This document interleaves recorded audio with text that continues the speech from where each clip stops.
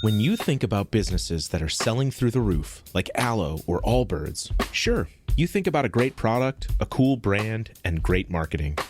But an often overlooked secret is actually the businesses behind the business, making selling, and for shoppers, buying, simple. For millions of businesses, that business is Shopify. Nobody does online business better than Shopify. It's home of Shop Pay, the #1 checkout in the world. You can use it to boost conversions up to 50%, meaning way less carts going abandoned and way more sales going through to checkout. Sign up for your $1 per month trial period at shopify.com/income, all lowercase. Go to shopify.com/income to upgrade your selling today. That's shopify.com/income. The Presidencies of the United States is a proud member of the Evergreen Podcast Network.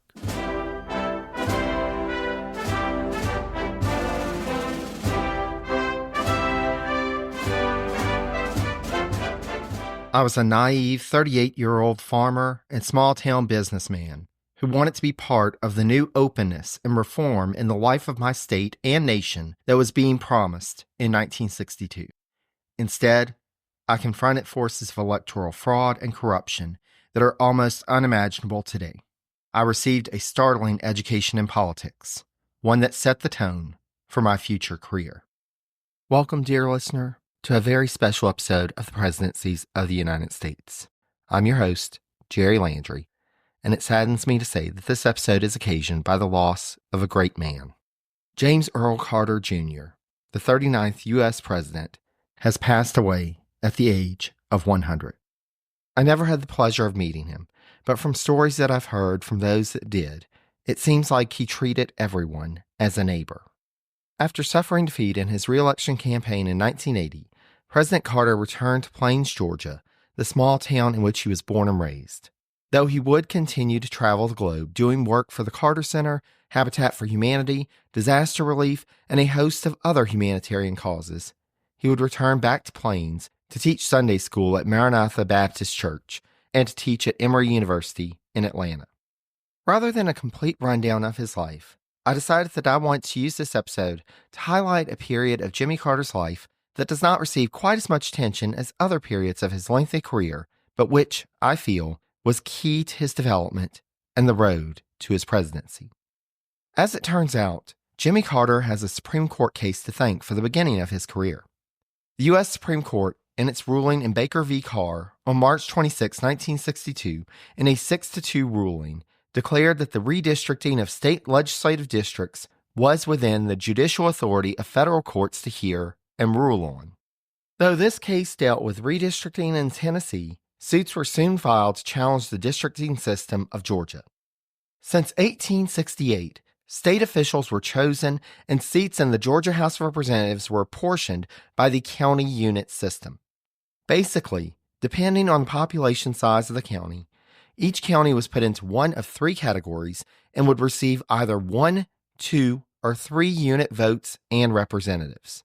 The largest counties would receive 3, the smallest would receive 1. Sounds fair, right? Well, it only sounds fair until you carry it to the extremes. Say one county had 1 million people and another county only had 10. The larger county would receive 3 unit votes, while the other county that had only 10 people would receive 1 unit vote. Thus, there would be 1 representative for 10 citizens in the one county versus 1 representative for over 333,000 people from the other county. That meant that the votes of those 10 citizens carried much more weight and influence than the votes of those in the more populous county. That was the intent of the unit system. It ensured that the rural areas of Georgia would have a disproportionate influence over the state government than the more urban and more densely populated portions of the state. The unit system had its roots in Georgia's colonial times, but was firmly codified into state law during Reconstruction by a Republican-led state constitutional convention. With the Redeemer movement countering Reconstruction in the 1870s, Democrats came to power in Georgia and saw the unit system as key to maintaining their dominance of power in the state. They even melded the county unit system into the structure of the state Democratic Party in 1917, as county primaries chose delegates to the state convention on the same 3-to-1 ratio, again assuring that rural party bosses would have disproportionate influence over the state party. For nearly 100 years, the county unit system had been the rule of law in Georgia. But with the federal ruling in Baker v. Carr, it was clear that the unit system, as it had stood, was on its way out. The governor of Georgia at the time, Ernest Vandiver, called for a special session of the state legislature to begin on April 16, 1962, and he frantically worked with legislative leaders to come up with a revised version of the unit system that, while conceding some power, would still ultimately allow them to continue with a disproportionate dominance of state politics. As one can imagine, there was much debate in the halls of power in Atlanta in that session, and though a solution was ultimately reached, the state Senate was so upset about the compromise plan that they, quote, refused to adjourn, and Governor Vandiver became the first governor of the state of Georgia, quote, to issue an executive order dissolving the General Assembly. The bill was sent to the judicial panel reviewing the two cases challenging the county unit system, but when the panel announced its unanimous decision on April 28th, they ruled that, based on the ruling in Baker v. Carr, quote, the county unit system was invalid in its present form and forbade its use in the September 12th Democratic primary or future elections. Their ruling on May 25th in the second case, quote, held that an apportionment of both houses in the state legislature maintained invidious discrimination between rural and urban voters and ordered that at least one house be reapportioned according to population by 1963. If the legislature failed to act, the federal courts would establish the districts. Elections were coming up that year, and the state Senate was the easiest to change as, according to Peter Bourne, quote, the state constitution had to be amended to alter the elective process for the House, while the state Senate could be altered by legislation. Given the contention over the proposed revised unit system prior to the rulings, under normal circumstances, the situation could have devolved into a legislative stalemate. However, there was an X factor at play. One of the three candidates in the Democratic gubernatorial primary was a progressive leader in the Georgia State Senate. Carl Sanders served in a district that spanned 3 counties and that included the city of Augusta, which was where Sanders lived and worked as a lawyer. At the time, it was the unofficial practice that, when a legislative district spanned multiple counties, that each county would take its turn in putting up a candidate with the next election. Sanders, however, was so popular in his district that the neighboring counties included in the district chose him as their candidate in the 2 subsequent elections after his initial election. This extraordinarily long consecutive tenure in the state Senate meant that he had been able to accumulate political clout in that body. Running against him was conservative former Governor Marvin Griffin and Lieutenant Governor Garland Byrd. Byrd, however, suffered a mild heart attack in May and withdrew from the race, so it was down to Sanders and Griffin. Under the unit system, Sanders wouldn't have stood a chance. But with one person, one vote being the new rule of the day, he stood a fighting chance. As described by James F. Cook, quote, when Georgia voters went to the polls in September 1962, they had a clear choice between a traditional, rural-oriented, race-baiting former governor and a younger, more sophisticated, urban-oriented proponent of the new politics.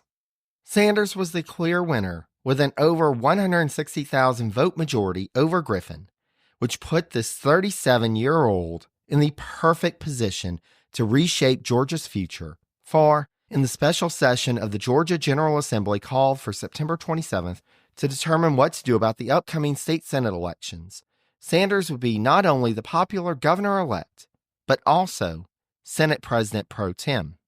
Sanders soon endorsed a reapportionment plan that, quote, called for the 54 Senate nominees to be chosen by majority vote in a special Democratic primary October 16th and routinely confirmed by the state Democratic Convention the following day.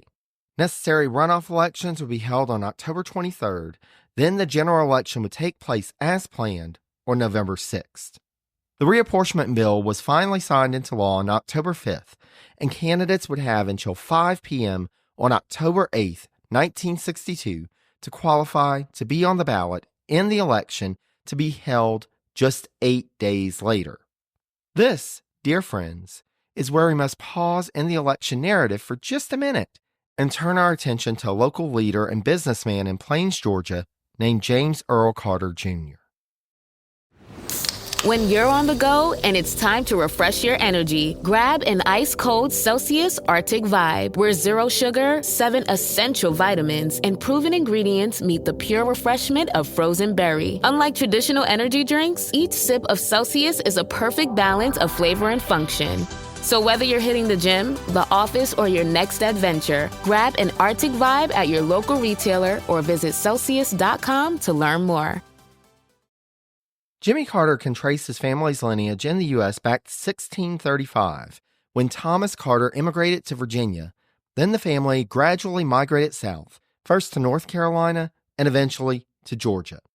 His hometown of Plains had been incorporated in 1896, and Jimmy was born nearly 28 years later on October 1st, 1924, the first child of James Earl Sr., known as Mr. Earl, and Lillian Carter. When Jimmy was born, it was a year and 8 days since their wedding, and he would prove to be the first U.S. president to be born in a hospital, as Mr. Earl had brought Lillian to the Wise Clinic in Plains, now known as the Lillian G. Carter Nursing Center, when he came home to find her in labor.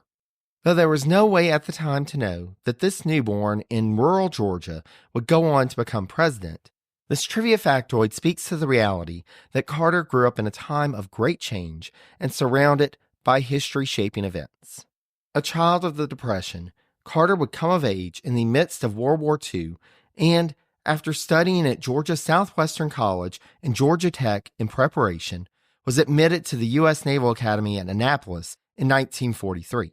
While Jimmy was away at school in Maryland, back in Georgia, his sister Ruth became friends with a young woman named Rosalind Smith. As she noted in her autobiography, Eleanor Rosalind Smith, who had been born on August 18, 1927, quote, grew up 3 years and 3 miles apart from Jimmy, he on a farm in the country, and I in a simple white frame house in the middle of Plains. Ruth had told her friend about her older brother, and Rosalind had thought him quite attractive from Ruth's picture of him. When Jimmy returned home to Plains in the summer of 1945, Ruth and Rosalind set a plan in motion so that Smith could meet the young Naval Academy student. Jimmy invited Rosalind to join him, Ruth, and her boyfriend to see a movie in a nearby town that evening, and, as planned, she accepted. He was immediately smitten and spent the next few months corresponding with her when they were separated and spending as much time together as they could on his trips back. In February 1946, Rosalind traveled with Jimmy's parents to visit him in Annapolis, and while there, he asked, and she accepted, his marriage proposal. On July 7, 1946, they were wed, and this union would forge not only a powerful familial bond, but also a key political partnership. 2 days prior to his wedding, Jimmy had been commissioned as an ensign in the U.S. Navy, and the first few years of their married life would be spent bouncing from one naval assignment to another. Jimmy would attend the Naval Submarine School and served as an engineer aboard a nuclear-powered submarine, cutting-edge technology for the time. However, when in early 1953, they got news that Mr. Earl had been diagnosed with terminal pancreatic cancer, Jimmy made his way back to Plains and, upon the death of his father in July, secured his release from active naval duty and took charge of the family's peanut operation in Plains. Rosalind was not happy about the move. As she noted in her autobiography, quote, I argued, I cried, I even screamed at him. I loved our life in the Navy and the independence I'd finally achieved. I knew it would be gone if we went home to live in the same community with my mother and Jimmy's mother. Plains had too many ghosts for me. Though Godbolt notes that she threatened divorce, Rosalind did reluctantly get to packing, and the family made their way back south.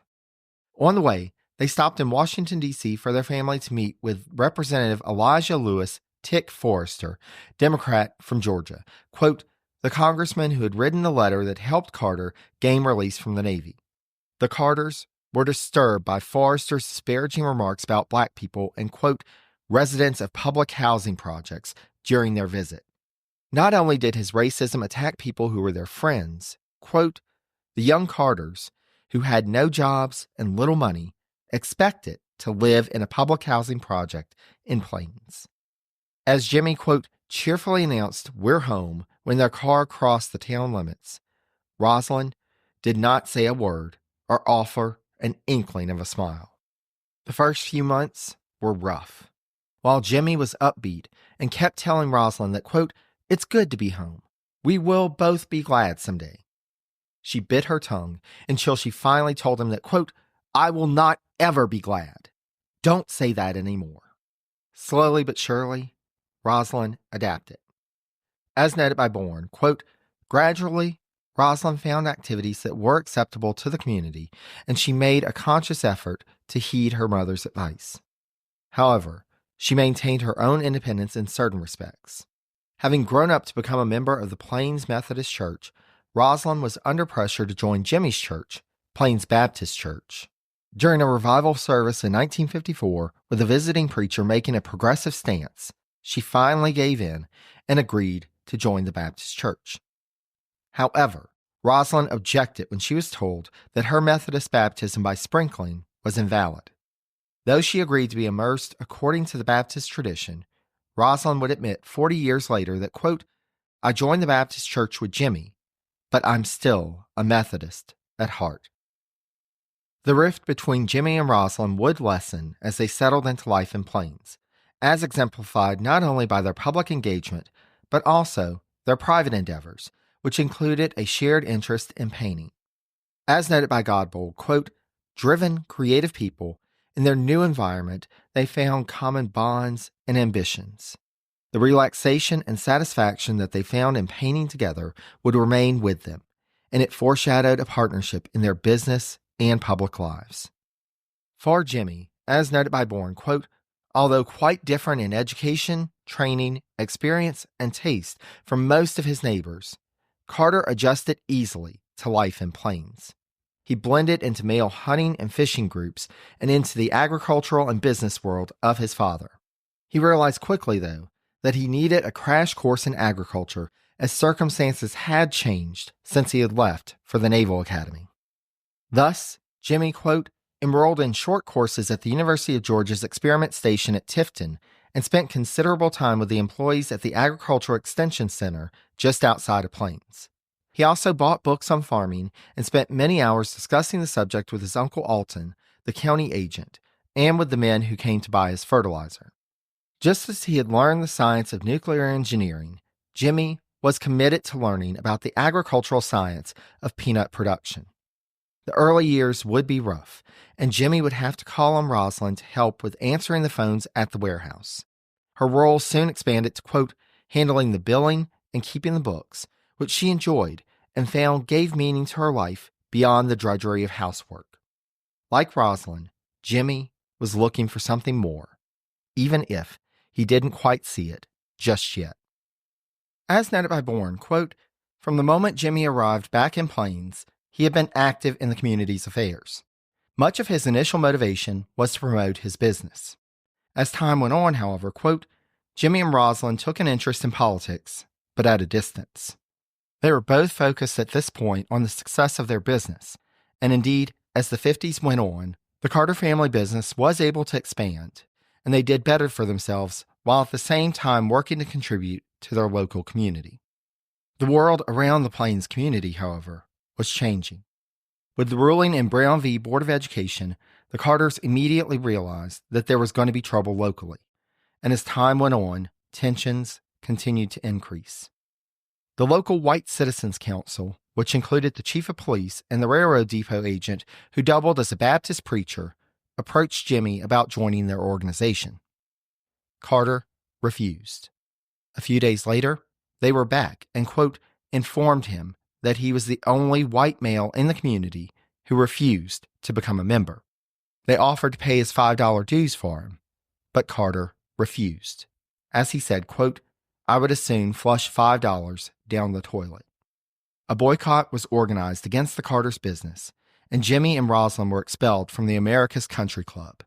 Still, they continued to thrive, to the point that they were able to build, quote, a brick ranch-style house that would become their permanent home from the point that they moved in at the end of 1961. It would be from this house that they would begin to think of bigger ambitions. Jimmy's father, Earl, had been elected to the Georgia General Assembly in 1952, but his death in 1953 had cut his term short. Since the mid-1950s, Jimmy had served on the Sumter County School Board, but that had been the extent of his service in a public office. Nearly a decade later, the first approach was made to Jimmy about running for a higher position. In the fall of 1961, he was approached about running against that same U.S. Representative, Tick Forrester, that the Carters had met with on their return to Plains. While opposing Forrester's viewpoints, Carter knew that he had too much going on in terms of managing the family's business to mount a successful opposition. That year, Carter was also elevated to the position of chairman of the school board, and he would approach that position with a sense of responsibility. There had been talk for a bit about consolidating the school systems of Sumter County and the City of Americus, the county seat, and in early 1962, they were ready to make it happen. However, the consolidation plan would close the smaller high schools in the rural areas and leave only one high school, quote, with a much more comprehensive program that would better benefit all students academically. As chairman of the county school board, it fell to Carter to sell the plan to the voters, and he would find himself against a staunch opposition that was mostly centered around the premise that a consolidated school system would ultimately lead to integration. By only 80-something votes, the plan was defeated at the polls, and shortly afterwards, the Carters found a racially derogatory sign posted on the front door of their business office. Given the animosity that had been stirred up against him in that political battle that he had lost earlier in the year, as the reapportionment bill worked itself through the state legislature, though Carter was interested, he did have to consider whether he stood a chance. In August, a preacher visiting for the week-long revival in Plains had dinner with the Carters one night, and Jimmy brought up to the preacher that he was considering a run for the state senate. The preacher later recalled telling him that, quote, you won't find political life easy, and recommending that, quote, if you want to be of service to other people, why don't you go into the ministry or into some honorable social service work? Carter in turn replied, quote, how would you like to be the pastor of a church with 80,000 members? As described by Peter Bourne, quote, Carter's comment reflected what would remain in his own mind a close analogy, an elected politician in his constituency and a pastor in his congregation. As a member of the Baptist faith, in which preachers are not appointed by a church hierarchy, but elected by the congregation they serve, the analogy seemed to him quite apt. Jimmy was already thinking in his mind in September of that year, the busiest portion of the year in the peanut business, that he was going to run. He held off sharing that thought with Rosalind and the family while they were in the busy season. On his 38th birthday, October 1st, Jimmy announced out of the blue to Rosalind that he was, quote, going to Americus to see who is running for the state senate. And when he returned to report that no one was currently in the running, the two talked and decided that he should run. Little did Rosalind know that, while in town, he had, quote, placed a notice in the Times Recorder saying that he would be a candidate, a notice that ran in the paper that afternoon. Carter would end up not running unopposed. Years later, Carter described his opponent, Homer Moore of Richland, as follows, quote, 44 years old, he was an honest, hard-driving, ambitious, and active community leader. Moore had been the choice in the spring as the Stewart County candidate for the district under the old county unit rotational seat system, and he would argue in his campaign that it was an injustice that he was being challenged for the seat as he had already been selected earlier in the year. Even before the final reapportionment bill had been made into law, Moore had announced that he would run in whatever district he ended up in. Thus, he announced his candidacy for the 14th Senatorial District against Carter.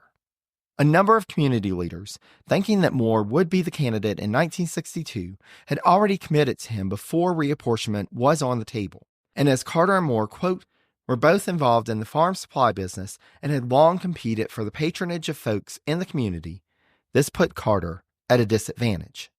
Carter was also a complete novice when it came to running a political campaign.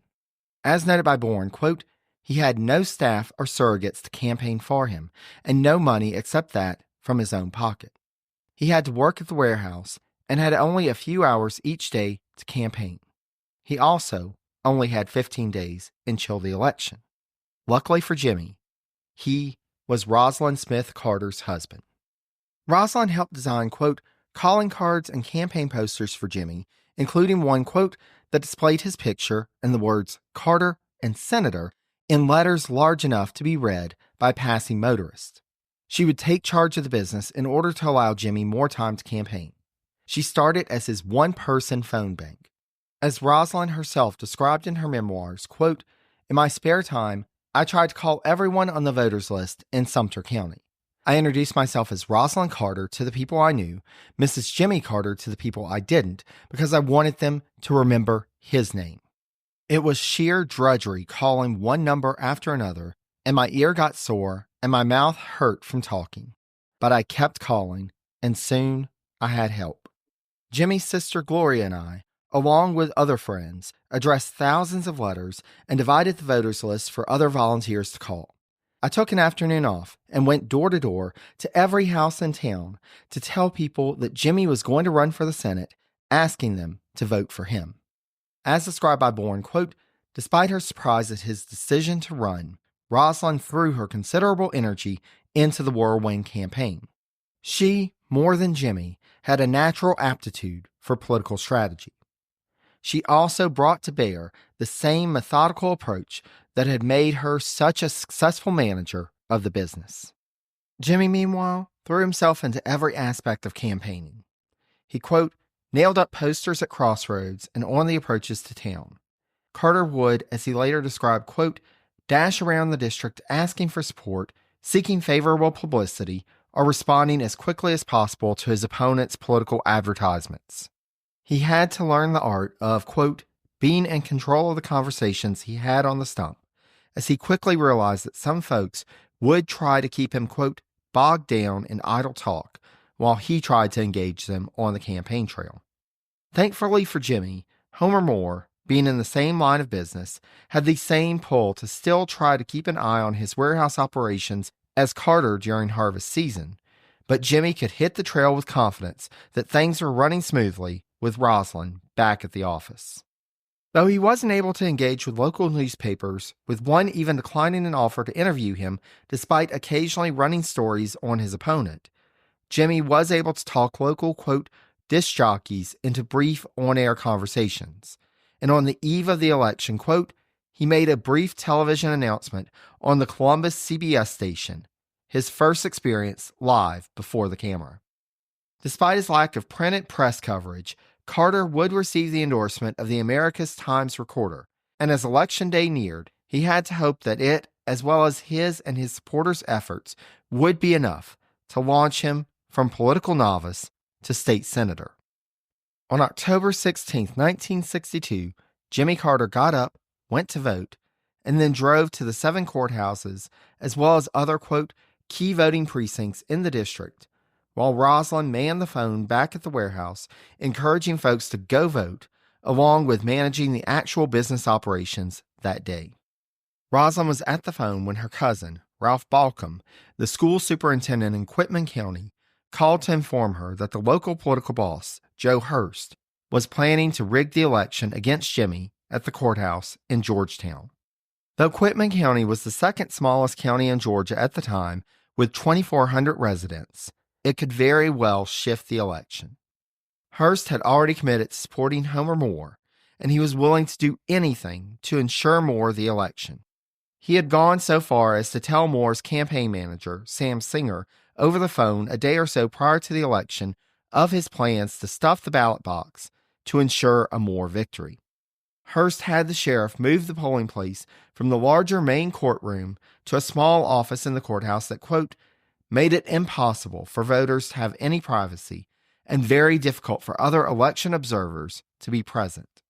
Carter asked a friend from Americus to travel to Georgetown to observe the poll, and he was on hand to watch Hurst, quote, meet voters at the door, greet them cordially, and then escort them into the office sticking close by while they cast their ballots.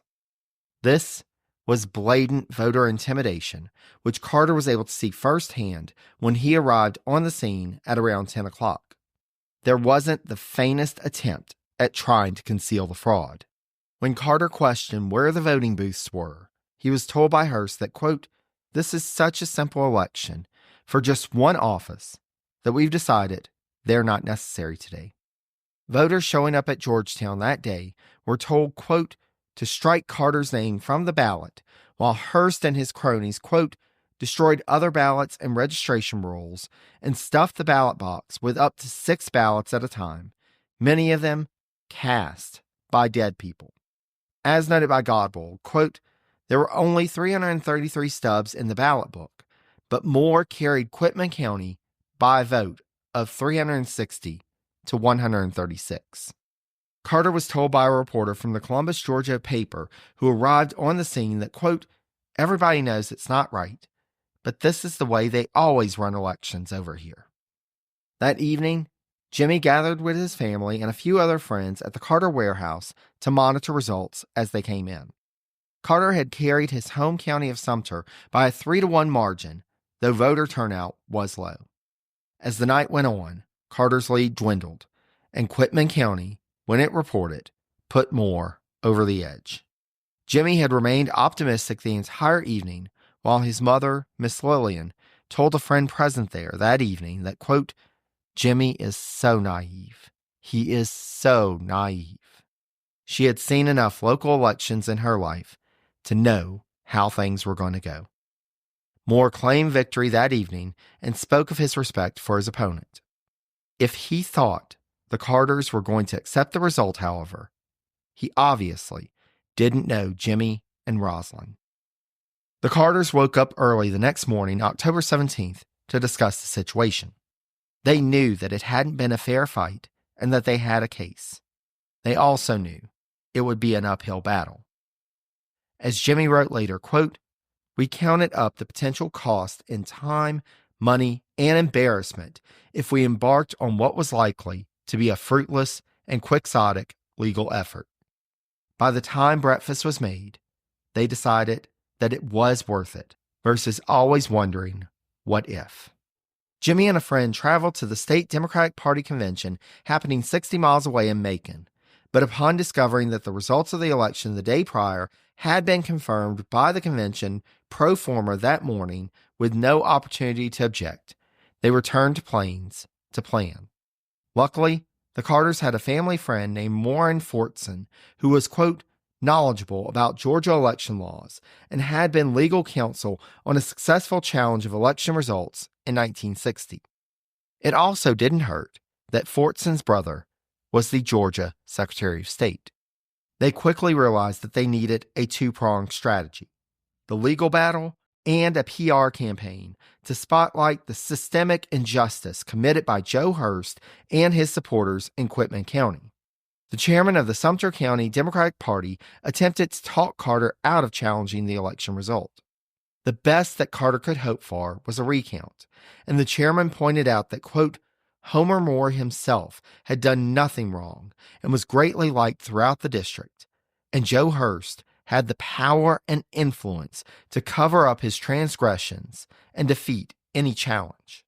Still, Jimmy decided to proceed, though everyone knew that any challenge would have to happen quickly, as the election was coming up in just a few weeks on November 6th. Warren Fortson quickly prepared recount requests to go to the 7-county party executive committees, quote, with Jimmy serving as his legal assistant.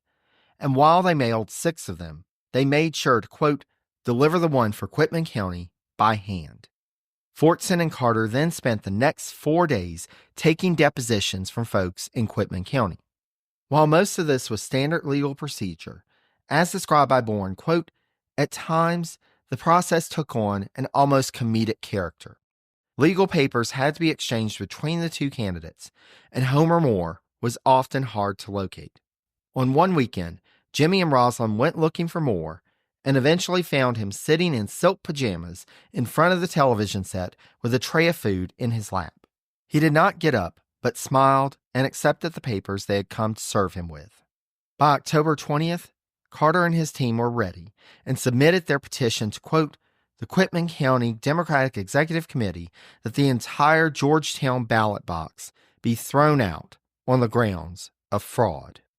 Meanwhile, the other prong of the Carter strategy played out as an investigative reporter originally from Sumter County named John Pennington arrived on the scene and started digging in. While he interviewed Carter and Fortson and reviewed what they had gathered, Pennington, quote, made it clear that he wanted to conduct his own investigation to protect his journalistic independence. After spending days interviewing people in Quitman County, Pennington felt that he had enough to go on to have a front-page story run in the Atlanta Journal on October 22nd, asserting that Hearst and his lieutenants in Quitman County had broken, quote, every election law in the book in the recent election. This was great traction, but for the Carters, this was a very stressful period. Beyond just the election drama and all the turmoil that it was causing in their lives, this was also a busy time for them at the warehouse. Again from Bourne, quote, the seed peanuts had to be carefully sorted according to their strain and the fields from which they had come. To preserve the lineage, careful documentation was essential. As the sole person who knew all the strains and all the fields, only he, i.e. Jimmy, could prevent any one of 100 trucks from unloading in the wrong place. The future of the family business had to, at times, outweigh the future of Jimmy's political career, as he had loved ones depending on him, and he had to constantly balance the two. With the legal and journalistic pressure, finally, things started to give way with the latter. On October 26th, Carter, quote, received a petition signed by 10% of the registered voters in Quitman County saying that the voting in the Senate race, as well as in past contests, had been fraudulent.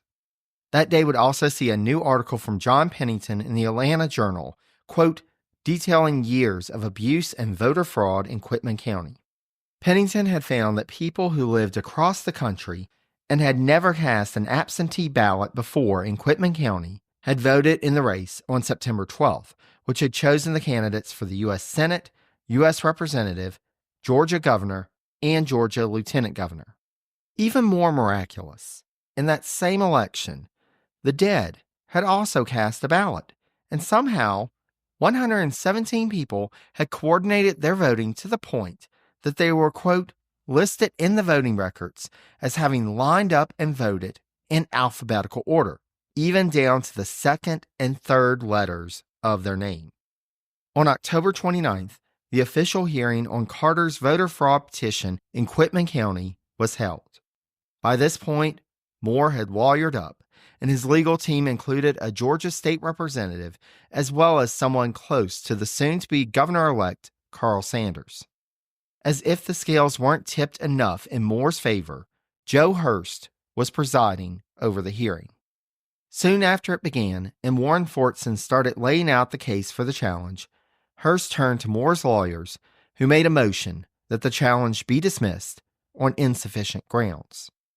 It took less than 5 minutes of deliberation for the committee to return and rule that they were, quote, sustaining the motion of the defendant, Homer Moore. By doing so, Hearst prevented any of the evidence and testimony that Carter and Fortson had gathered to be put on the official record, which would make overturning the election even more difficult. On October 30th, Carter and his legal counsel filed, quote, an appeal with the State Democratic Committee in spite of the sparse hearing record. On November 1st, Jimmy and Roslyn, along with their counsel and other supporters, went to Georgetown for the ballot recount.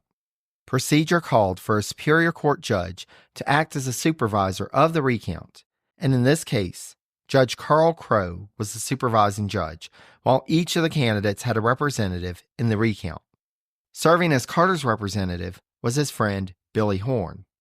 As described by Bourne, quote, to Jimmy's surprise, Judge Crow wanted a complete picture of the circumstances surrounding the voting, rather than merely a recount of the ballots. He allowed Carter legal counsel Charles Curbo to present all the affidavits and call all the witnesses that they had prepared for the Democratic Executive Committee. The testimony lasted 4 hours. Throughout this time, the ballot box sat ominously on a table in front of Judge Crowe and the 2 vote counters. Finally, he, i.e. Crowe, ordered the seal broken and the ballots counted. Before that happened, Billy Horn quickly interjected, "Judge, let's turn the box upside down." When they did, it was apparent that the bottom flaps were only folded together, not sealed. That was irregular enough, but the absence of the actual list of voters and the ballot stubs was quite suspicious. Again, as described by Bourne, quote, "Among the loose ballots was a roll wrapped with a rubber band. 100 votes, all for Homer Moore." The recount showed 325 votes for Moore and 106 for Carter, a total of 431, although the total count on election night had been 420. Judge Crowe first turned to Moore's lawyers to ask if they wanted to comment, but they were satisfied with the result. Crowe then turned to Carter's lawyers, and Curbo delivered their argument outlining the blatant voter fraud in Quitman County. Judge Crowe then called for an adjournment and said he would deliver his verdict the following day. On November 2nd, quote, Judge Crowe read a long statement detailing the discrepancies they had found and concluded by saying, "The ballot box, showing to have been stuffed and it being impossible to separate the illegal votes from the legal votes, if any, a majority of the recount committee finds that the Georgetown precinct vote should not be counted." With that ruling, Jimmy Carter became the official Democratic Party candidate for the Georgia 14th State Senate District by a 65-vote majority. At the victory party that evening, Jimmy Carter and Warren Fortson decided, after drinking it in celebration of the occasion, that when they drank bourbon in the future, they would only drink the brand dubbed Old Crow. This didn't mean, however, that Homer Moore was done with his challenge. State party leaders managed to convince Carl Sanders, quote, to sign the documents declaring Jimmy Carter the party nominee for the 14th Senatorial District. But Moore's lawyers filed an appeal with the Quitman County Democratic Committee, and Joe Hurst ordered, quote, that the judge's ruling be held in abeyance until a full hearing could be held on Monday, November 3rd. The election was scheduled for the 4th, and at this point, Carter's legal team was still working to ensure that Jimmy's name would actually be on the ballot. The hearing on the 3rd dragged on until nearly midnight, and the decision was finally made to remove all names from the ballot and make it a completely write-in election. Without a Republican challenger, it was back down to Carter and Moore once more, and both campaigns, quote, put together conflicting radio announcements to run as people were going to the polls, explaining the complex turn of events and advising them on the write-in procedure. Lo and behold, though, on Tuesday, November 4th, Jimmy's name was still on ballots in Sumter and Quitman counties. That evening, the vote count was slow in coming, but finally, Carter came out on top with 3,013 votes to Moore's 2,182. It had been an exhausting few weeks for Jimmy Carter, his family, and his supporters. Carter himself had lost 11 pounds in the period of 2 weeks. Finally, though, the day after the election, Homer Moore called Carter to concede. Election done, right? Well, a week later, quote, Moore's lawyers filed a motion on the failure of officials in Sumter and Quitman counties to remove Jimmy's name from the ballots. A hearing was set for November 30th, and it looked like Carter's win might yet again be called into question. The morning of the 30th, however, Warren Fortson received a call from Moore informing him, quote, that they had decided not to go through with the hearing. Election over. Again. But wait. In December, Homer Moore started making noise about contesting the outcome with the state Senate when it reconvened. Since Moore had close ties with prominent leaders in the Capitol and Carter was a political newcomer, Jimmy and his supporters had to worry yet again that he would be denied his seat. It wasn't until Monday, January 14th, 1963, when the new lieutenant governor, Peter Zach Geer, called Carter's name to come up to take his oath of office, that Jimmy and Rosalind could breathe a sigh of relief, knowing that, at long last, the twists and turns of the election were over, and Jimmy could get to work representing his district in the Georgia State Senate. As we all know, after 2 terms in the state Senate, Carter would run for governor, losing in 1966, but achieving victory in 1970. He'd use his record as governor to launch a presidential campaign initially seen as a long shot, as he had little name recognition outside of Georgia, but that would ultimately succeed in forcing Gerald Ford out of office and moving the Carters into the White House. Carter's one term as president was a tumultuous one, full of ups and downs, and Carter himself would be ousted by Ronald Reagan in 1980. Unlike most post-presidents, however, Carter's fame and renown would only grow after leaving office. He would take on projects including human rights causes, diplomatic interventions, hurricane relief efforts, eradicating the guinea worm, improving the quality of life for people around the globe, and volunteering with Habitat for Humanity, as well as leading Sunday school at his church in Plains. To me, exploring his initial and tumultuous Georgia Senate run reveals a few key aspects of who Jimmy Carter was and what legacy he left. Carter was a fighter. Even when something seemed near impossible, if it was the right thing to do, he would devote himself to making it happen. He tried to lead with both his mind and his heart, but if he had to choose one, the latter would win out over the former. This would lead him at times, as his mother said, to be a bit naive, but I think Carter would rather be known for having a kind heart and losing than in being cold and victorious. For every defeat that Jimmy Carter experienced, he bounced back and kept at it. His resilience and his faith in goodness are testaments to the man that he was and an example for all of us. Thank you so much for listening to this special tribute episode, and to all of the many loved ones in Jimmy Carter's life, our thoughts and prayers are with you. If you'd like to learn more about the 39th president, I do have the source information for this episode, as well as links to more information on Carter on the website at presidenciespodcast.com. Feel free to reach out to me via email at presidenciespodcast@gmail.com. You can also connect with me on social media if you're not already. I'm available on Facebook, Blue Sky, and Mastodon as Presidencies, on the formerly known as Twitter at Presidencies89, and on Instagram and Threads at Presidencies Podcast. Until next time, stay safe and healthy, be kind to one another, and take care, dear friends.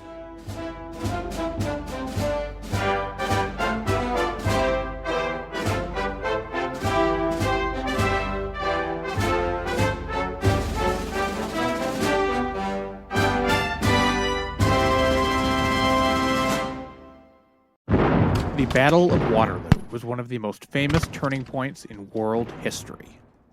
But what happened next? My name's David Montgomery, and I'm the host of The Siècle, a history podcast that tackles exactly that. Join me as I cover France's overlooked century in between Napoleon and World War I. The Siècle, spelled S-I-E-C-L-E, is part of the Evergreen Podcast Network and can be found wherever you get podcasts.